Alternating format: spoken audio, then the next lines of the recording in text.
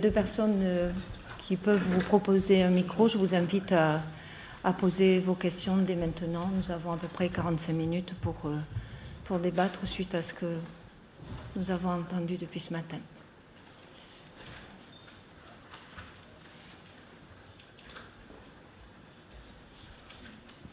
Bonjour, je me fais le relais du chat puisqu'il y a à peu près 40 personnes qui suivent en ligne actuellement et qui ont posé des questions.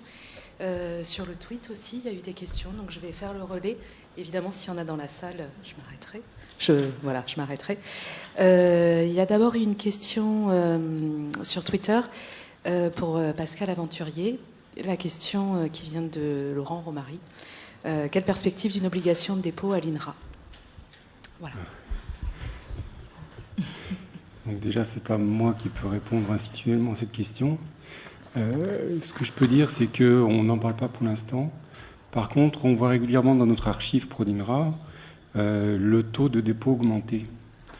Et pourquoi? Alors, on essaie d'analyser pourquoi. Parce que le ProDINRA propose des services qui sont pour les chercheurs. Et si les chercheurs trouvent ces services très bien, notamment la liste des publications, pour les révolutions, on leur demande la liste aussi des publications. Donc, ils mettent la liste, ils voient que c'est pas si compliqué de mettre le document en texte intégral, donc ils rajoutent le texte intégral. Donc le premier point, c'est l'augmentation par les services. Et puis il y a aussi les incitations que font les documentalistes, avec des réunions dans différents centres de l'INRA. Il y a une vingtaine de centres en France. Et justement, ça incite aussi les chercheurs à déposer. Donc pour l'instant, on n'en est pas encore à parler de mandat ou d'obligation de dépôt, si j'ai bien compris. Mais c'est quand même, on voit de plus en plus de dépôts et de manière très significative. C'est plutôt encourageant. Merci.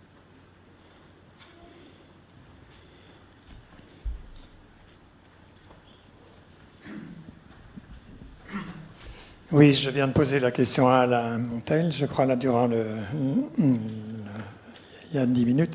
Vous parlez de longue durée pour HAL. Qu'est-ce que ça veut dire? Et initialement, qu'est-ce que ça voulait dire? Est-ce que c'était 5 ans, 10 ans, ou est-ce que c'est 50 ans? Mais il y a une pérennité jusque quand? Alors Alain m'a donné un élément de réponse. Il y a les textes, ça peut être très long, mais il y a tout ce qui est images et photos ou vidéos, ça peut être très court. Donc ceux qui ont initié le projet HAL avaient une idée de pérennité de 5 ans, 10 ans, 15 ans. Est-ce que vous avez des éléments plus précis? Merci.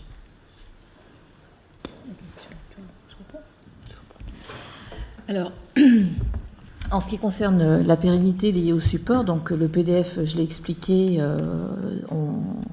on fait une veille dessus, donc actuellement, on sait le faire. En ce qui concerne les autres supports également, on veille à... je suis en train de chercher le terme en français, à faire des mises à niveau, voilà, pour que les supports soient pérennes. Bien évidemment, on est complètement tributaire des technologies, donc moi je ne m'avancerai pas en disant pour l'éternité, enfin j'aimerais bien pouvoir le dire, mais je pense que de toute façon aucun support ne peut dire pour l'éternité, hein, même le papier ne peut pas dire pour l'éternité. Donc bon, à part peut-être la pierre qui est gravée, c'est ce qui résiste le mieux, mais c'est pas très pratique. Non, mais plus sérieusement, nous, on travaille avec le CINES. Hein. Quand je dis nous, pour le coup, là, ça ne dépend pas que du CCSD, c'est le CINES qui fait le plus gros du boulot. C'est dans ses missions, hein, en fait, un archivage pérenne et numérique. Donc là, nous, on travaille à faire évoluer les supports de façon à ce qu'on puisse les conserver. Donc la visibilité, là, actuellement, c'est une visibilité de 5-10 ans, sachant qu'à chaque fois qu'on avance dans le temps, on recule d'autant. Voilà. Mais c'est vrai que on est sur des techniques extrêmement qui bougent toujours, donc ça demande un gros travail de veille. Et ça demande un gros investissement aussi, puisqu'il faut à chaque fois faire évoluer les procédures pour prendre en compte toutes ces évolutions.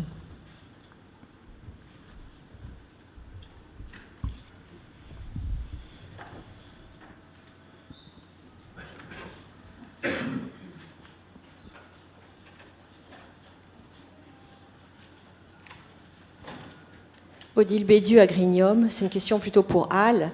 Les instituts de recherche ont de plus en plus des couches différentes et sont à stratégie variable. On voit l'émergence des alliances. Agropolis, qui est une association, en est un bon exemple. Agrignum en est un autre exemple.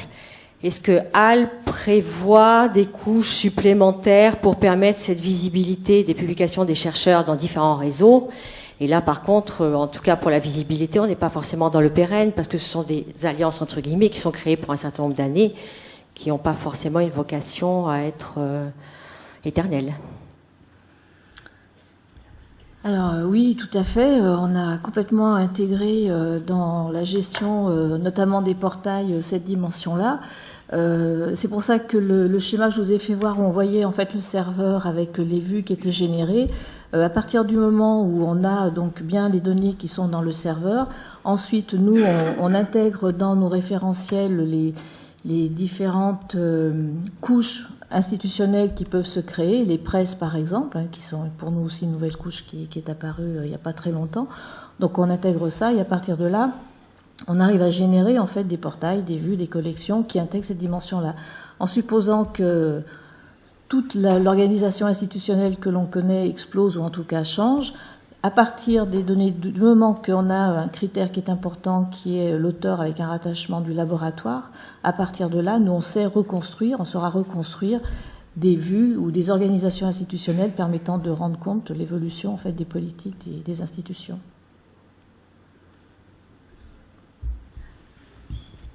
Oui. Pour compléter cette question, c'était à un moment on parlait de tampons justement dans HAL où on pouvait attribuer des publications. Est-ce que ça existe toujours ou est-ce que ça se fait que par les référentiels justement par les... Ah non, ça c'est différent. Là, les référentiels c'est pour faire le suivi du rattachement institutionnel d'un document. Ensuite, un document va être tamponné dans une collection, c'est-à-dire que le document va être tamponné. Alors il y a le tampon physique, c'est-à-dire un document va être tamponné par exemple à l'INSERM par exemple, donc il y aura le tampon à l'INSERM et il sera dans une collection à l'INSERM.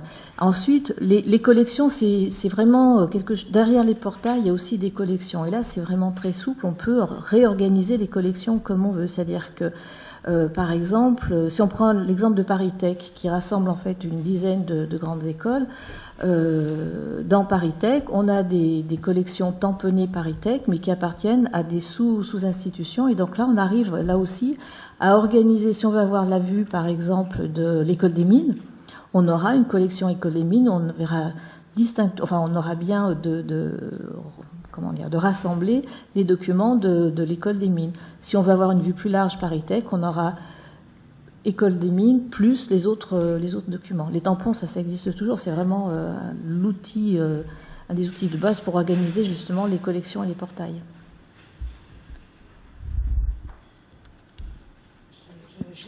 Je vous coupe un petit peu, je vous redonne la parole après parce qu'il y a beaucoup de questions. Donc j'essaie de donner la parole aussi aux gens qui nous suivent. Notamment, il y a des questions pour Monsieur Dazy, pour Madame Berthaud, sur ORCID. Voilà, donc des questions sur l'identification, notamment dans OpenAir, par exemple, ou encore sur le fait que HAL pourrait-il intégrer des identifiants comme ORCID, etc. Voilà, je vous laisse répondre. Alors, actuellement, nous, en identifiant, on travaille avec un identifiant de type Handle, donc qui est un identifiant qui est construit selon les normes Handle. Moi, j'ai plus l'habitude de dire ORCID, donc. Oui, moi aussi, je dis ORCID, mais oui. Mais bon, non, mais je ne sais pas si j'ai raison. Cela dit. Pour le moment, on n'a pas dans le projet de l'intégrer. Cela dit, si ORCID est beaucoup utilisé, il y a aucun problème pour qu'on l'intègre. Voilà. Nous, pour le moment, en identifiant, on fonctionne avec des identifiants de type Handle, ce qui n'est pas incompatible de toute façon avec la logique ORCID. Oui, donc moi j'ai pas d'éléments de réponse supplémentaires. Je ne sais pas dans quel sens était rédigée la question. C'était quelqu'un qui s'interrogeait comment peut-être être identifié. Quelle identification pour les chercheurs qui ne sont pas inscrits à ORCID? Ah oui, d'accord. Donc voilà. Donc, je crois que Christine Berthaud a bien répondu. On ne l'a pas intégré, mais on peut, de toute façon. Oui. Dominique Villebrun, INSERM. Je travaille dans un laboratoire INSERM et il y a dans notre équipe des personnes qui sont hospitalo-universitaires. voulais savoir où on en était du dépôt par les universités, les chercheurs en université. Dépose-t-il? Alors, les universitaires sont comme l'ensemble des enseignants-chercheurs, on va le dire comme ça, qu'ils soient chercheurs, enseignants. Je pense qu'il n'y a pas un public plus sensibilisé. Donc, ils déposent ni plus ni moins. C'est vrai qu'ils pourraient déposer plus. Alors derrière, moi je trouve que ça ouvre la question de la mobilisation à la fois des chercheurs, à la fois des équipes professionnelles de l'IST. Et puis également, ce qui a été évoqué quand même à plusieurs reprises, la politique de l'institution, ça c'est extrêmement important. C'est pour ça que maintenant on en est arrivé à parler d'obligation, parce qu'on se rend compte que il y a eu au sein des universités, des EPST, des laboratoires, des unités de recherche, il y a eu énormément de démarches de sensibilisation auprès des chercheurs pour qu'ils acquièrent une culture déjà de l'open access et du numérique, et qu'ensuite ils déposent leurs publications.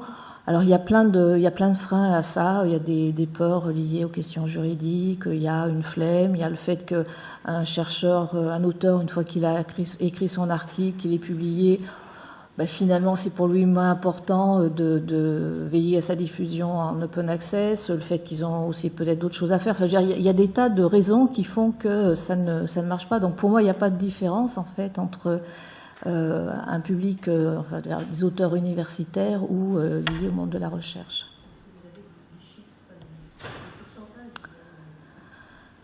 Alors oui, on avait comparé. Alors c'est majoritairement, mais parce que là c'est toujours pareil. Enfin, j'ai pas les chiffres et ramener ça au public, au nombre d'auteurs chercheurs rattachés dans des EPST dans une université. Donc j'ai pas de chiffres.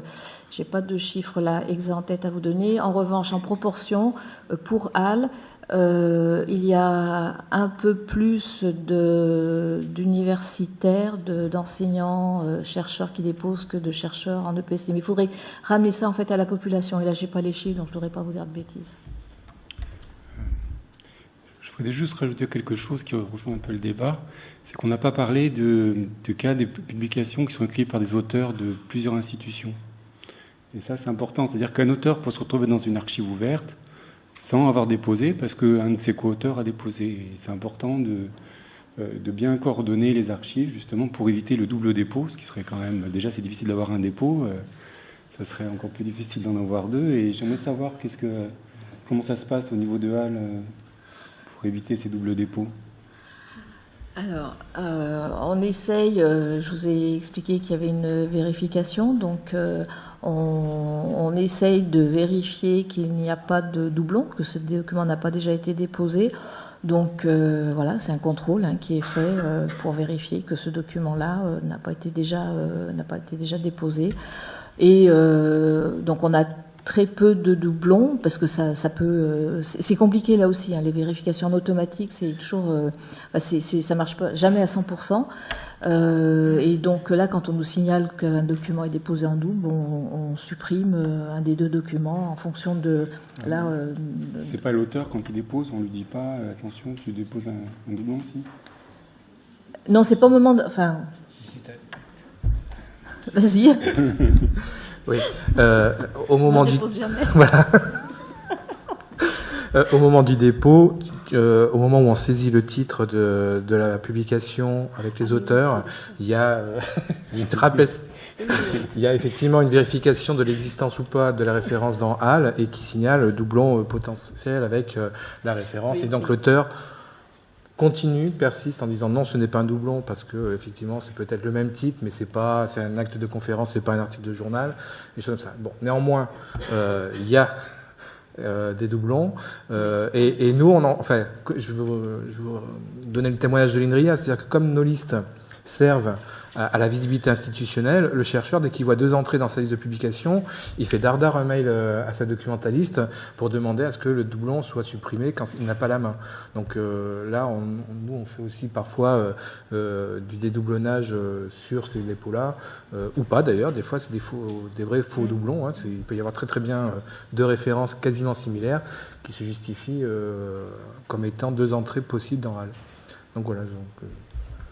Alors après, par contre, toujours avec ma casquette INRIA, et dans la salle, il y en a qui sont au courant, on peut avoir des injonctions en double. Donc l'INRIA demande à ses chercheurs à déposer dans HAL les publications, et les chercheurs, enfin les équipes projet INRIA sont pas qu'INRIA évidemment, on travaille avec l'INSERM, on travaille avec l'INRA, on travaille avec le CNRS évidemment, avec les universités, et il peut y avoir des chercheurs qui reçoivent d'un côté l'INRIA qui dit de déposer dans HAL, et de l'autre côté, l'INRA qui demande à signaler dans ProDINRA, l'université de Lorraine, par exemple, qui a son propre système, de déposer dans son propre système, ou à Toulouse, enfin des choses comme ça. Donc là, c'est plutôt là aussi où il faut peut-être communiquer et peut-être aussi nous travailler ensemble pour alléger au maximum le travail du scientifique. Nous, on vend HAL aussi auprès des scientifiques en disant « Faites l'effort une fois, vous aurez le bénéfice N fois ». Donc N fois, c'est vous pourrez proposer votre préprint à une revue, vous pouvez faire vos listes de publications, vous avez de la diffusion en libre accès immédiat. Donc voilà, c'est un peu notre teaser pour vendre l'open access aussi, en plus des services. C'est-à-dire, faites un effort, mais l'effort, vous aurez un bénéfice, sur un retour sur investissement sur la diffusion en open access.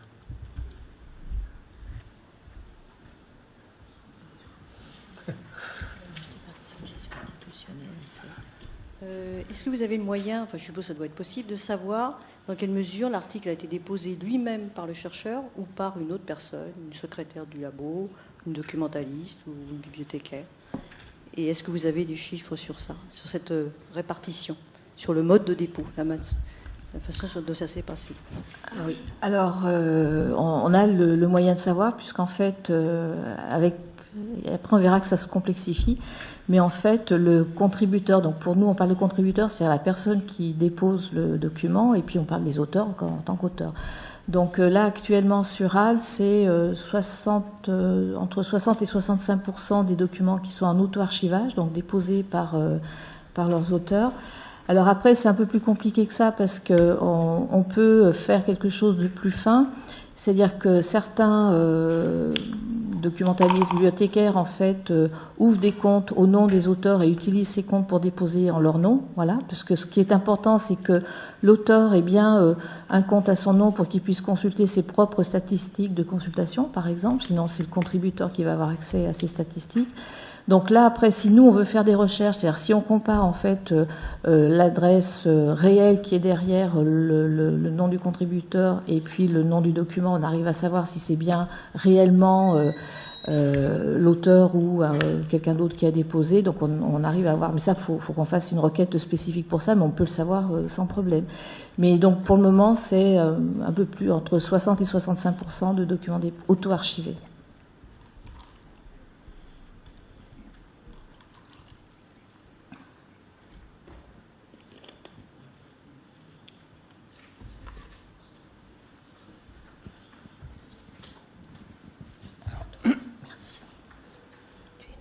J'ai une question pour OpenAir+. J'ai assisté récemment à une présentation de produits Elsevier et il y avait entre autres Spotlight, je crois, qui permet justement d'aider les chefs d'équipe, directeurs d'institutions et autres à produire des rapports d'activité. Je voudrais savoir comment vous avez travaillé avec eux ou sans ou parallèlement. Enfin bon, comment vous organisez par rapport à ce produit Elsevier? Alors, je dirais sûrement sans. Mais oui, c'est autre chose. Enfin, c'est deux approches différentes. Donc là, comme je disais, c'est la couche européenne pour essayer de regrouper, pour avoir une visibilité plus grande sur les recherches financées. Elsevier, c'est tout autre chose, oui. Donc pas trop de relations avec Elsevier.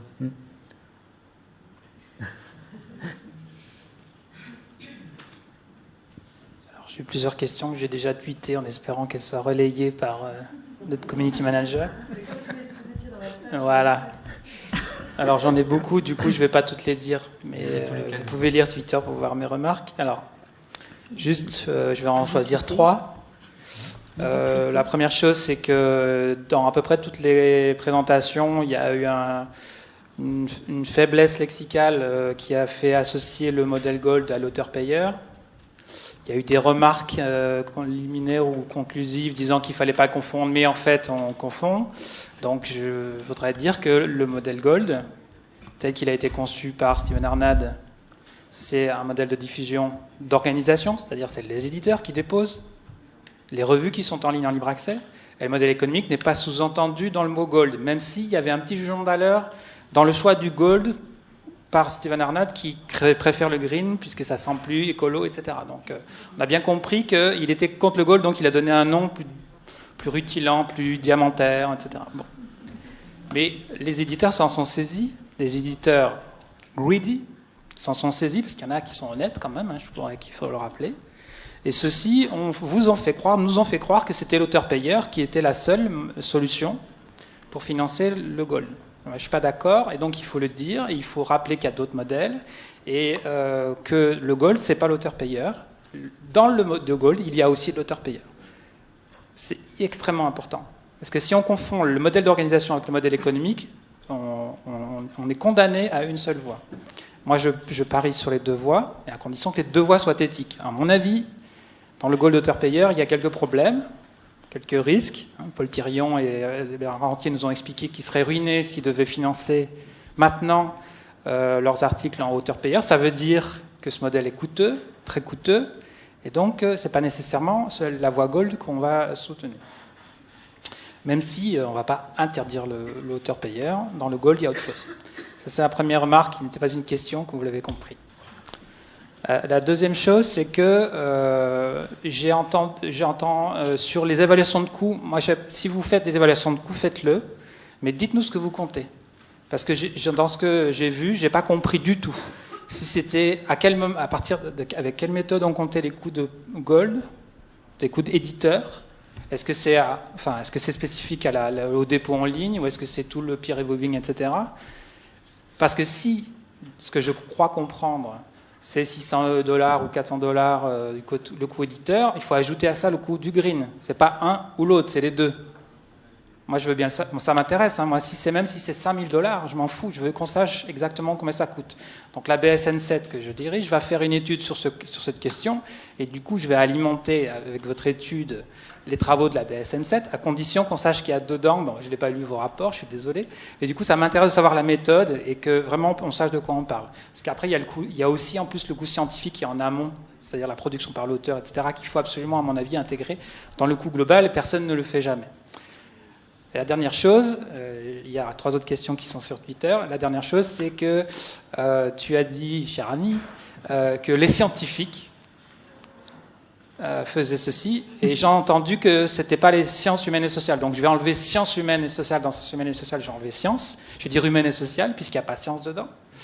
Ou bien on est des saltimbanques ou des artistes, les gens qui font de l'histoire, la sociologie, etc. Donc il y a de la même façon qu'on dit les journaux, alors que c'est des revues. En français, journaux, ça veut dire quelque chose de précis. Ce n'est pas des journaux. En français, il faut dire revue.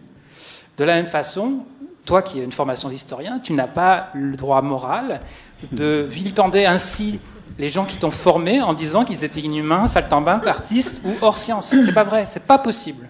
Donc le langage, on se fait intoxiquer tous les jours par le langage. Idem, Gold APC, c'est pas la même chose.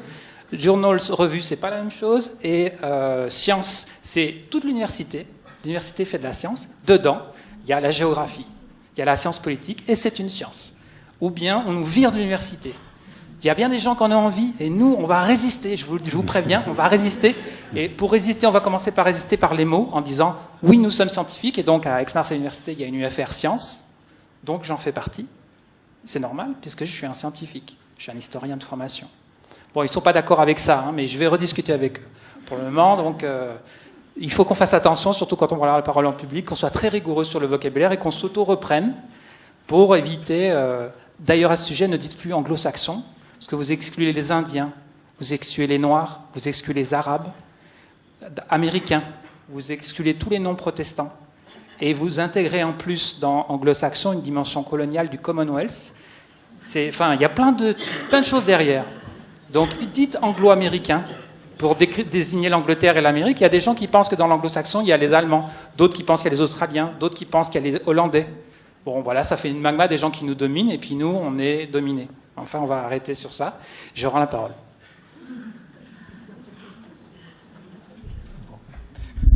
mais à coup de pas. C'est peut-être mon côté artiste qui ressort du fait de mes études d'historien, mais effectivement, tu as raison. La science est pluridisciplinaire, elle n'est pas limitée à des disciplines. Voilà. Je ne vais pas m'enfoncer plus. Pour les aspects économiques, oui, je conseille de lire le rapport qui est disponible soit sur HAL, puisqu'on l'a mis sur HAL, forcément, soit sur le site du projet PIR, ou même peut-être se rapprocher de l'équipe qui a fait l'étude, donc une équipe pilotée par l'université, par un groupe de recherche en Italie, j'appelle le nom, excusez-moi, pour effectivement peut-être repartir sur ces questions de coûts, qui effectivement qu'il faut voir dans sa globalité.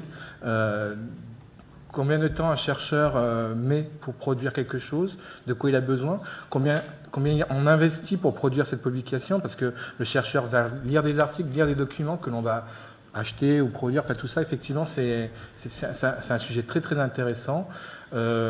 Pour la précision de mémoire, il me semble que justement le comparatif économique c'est limité uniquement à la phase de reviewing, c'est-à-dire du moment où le document entre dans la sphère de l'éditeur et qui enclenche le process de circulation du document, les mails avec les reviewers, l'investissement dans la formalisation du document, la révision de la bibliographie, enfin toute la chaîne éditoriale, jusqu'à l'arrivée sur la plateforme de diffusion. Donc on abandonne aussi les aspects plateforme de diffusion. Et pour les archives ouvertes, donc là c'était aussi la difficulté, c'est que HAL ne fonctionne pas comme ISAIDOC, qui ne fonctionne pas comme Trinity College à Dublin, et donc il y a des différences organisationnelles qui sont difficiles à prendre en compte pour le coût. Donc du coup, c'est forcément une cote mal taillée. L'écart le montre, de 10 € à 110 ou 120 €, je ne me souviens plus, montre qu'effectivement, il y a quelque chose qui varie beaucoup. Donc effectivement, si BSN 7 et peut-être BSN 4 à venir lance un groupe de travail sur les aspects économiques et le coût du libre accès, ça serait intéressant de voir toute cette dimension-là.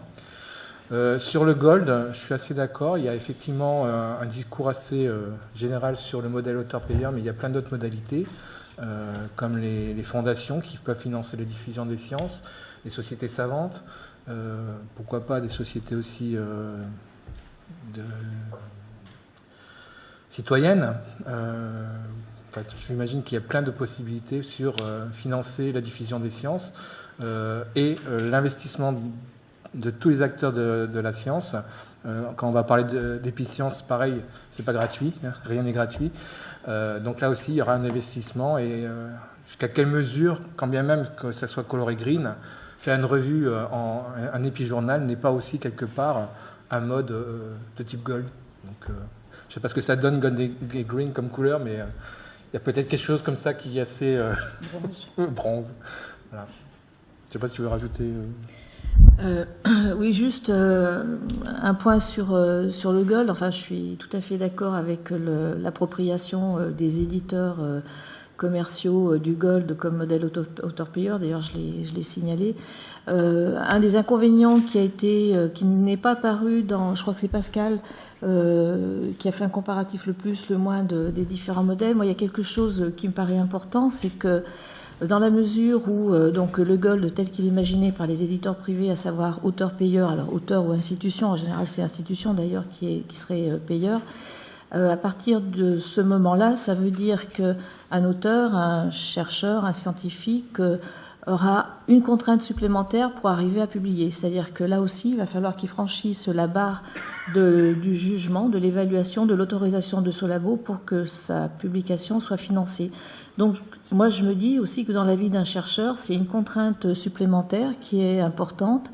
Et là, on perd peut-être de la liberté et de l'autonomie du chercheur. Donc, enfin, moi, je suis pas chercheur, hein, mais je pense que c'est important de se rappeler de ça pour la diversité, entre autres, des publications, la diversité des recherches qui sont données au public, scientifique ou pas. C'est peut-être important qu'on puisse préserver justement une édition plus accessible aux auteurs.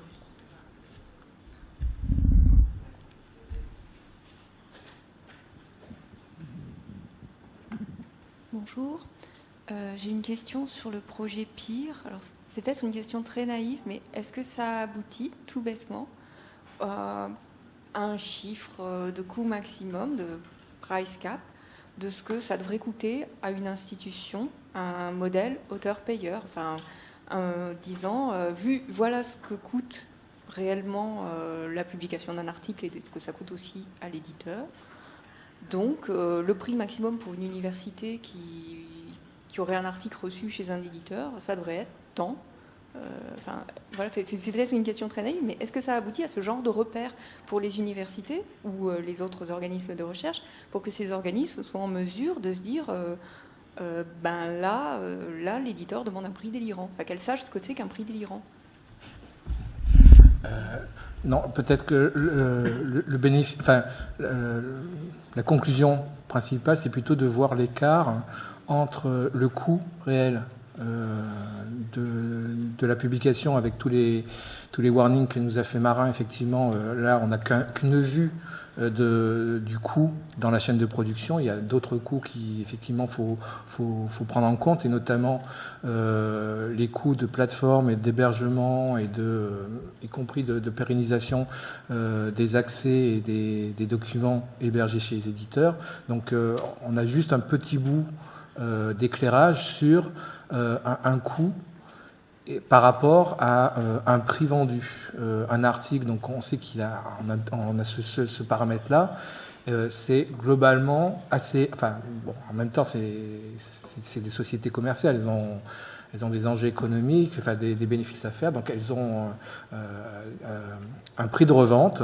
Alors là, après, comment est calculé ce prix de revente, ça pour nous, ça reste encore complètement un mystère, mais il y a sûrement des stratégies derrière, peut-être en s'appuyant sur les facteurs d'impact, la notoriété, le comité éditorial, la communauté cible, si c'est une niche, si c'est une communauté large. Enfin bon, il y a plein d'éléments qui rentrent en jeu, mais il n'y a pas eu vraiment de conclusion, un petit peu comme vous l'évoquez, sur pour un institut ou une université, quel serait le budget à prévoir dans le cadre du financement global de toute sa production.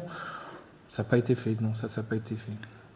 Et à mon avis, c'est très difficile, et je ne suis pas certain que ça soit le bon prisme de toute façon.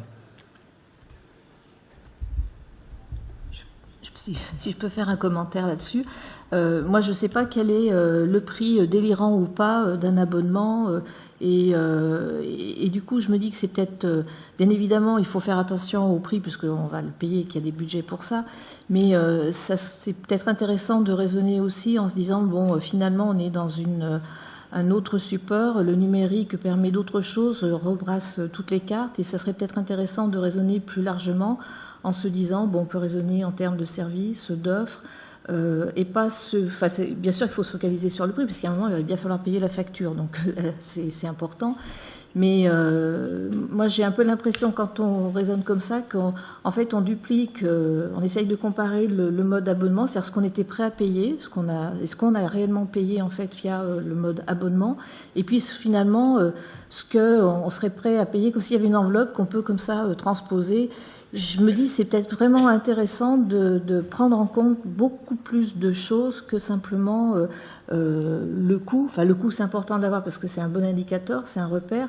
La démonstration en fait qui est faite, c'est que c'est très difficile d'avoir un coût qui soit sûr à 100% selon ce qu'on intègre ou pas. Si on intègre dès l'origine du projet de recherche, donc le financement de la recherche, plus la publication, etc., plus la diffusion ou pas. Donc derrière, peut-être que l'édition, c'est aussi d'autres services et d'autres choses. Donc, je pense qu'il faudrait que vraiment on raisonne comme ça et qu'on intègre tout ça aussi dans notre mode de construction d'un nouveau modèle.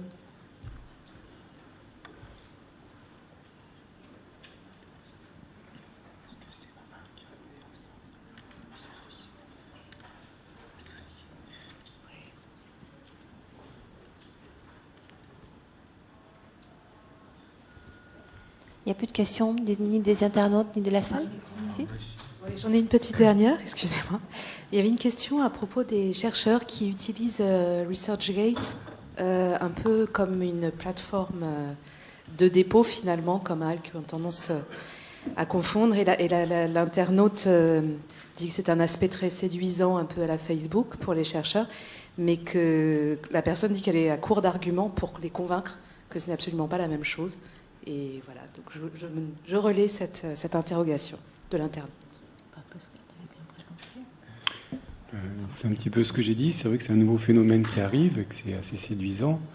Simplement, dans la diffusion qu'il peut y avoir des documents sur différents sites, sur différentes formes, quelque part, quand on aura besoin d'un document qui fait référence, qui sera stocké selon les règles qu'acceptent les éditeurs et qui sont définies par une archive, ça va bien être l'archive ouverte qui va être utilisée.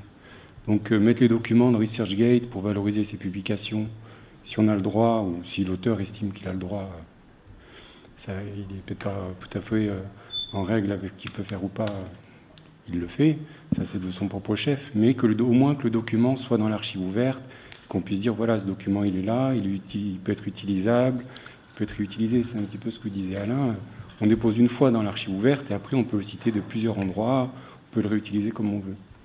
Et c'est sûr qu'on est un petit peu en retard par rapport à ces histoires de réseaux sociaux qui sont arrivés d'un seul coup très vite, qu'ils ont des politiques très incitatives pour s'inscrire.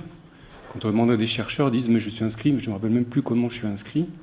Parce que quand il y a un document qui est déposé, tous les co-auteurs sont invités à s'inscrire, ils ont des profils qui sont créés, etc. Donc il y a des politiques assez incitatives là-dessus.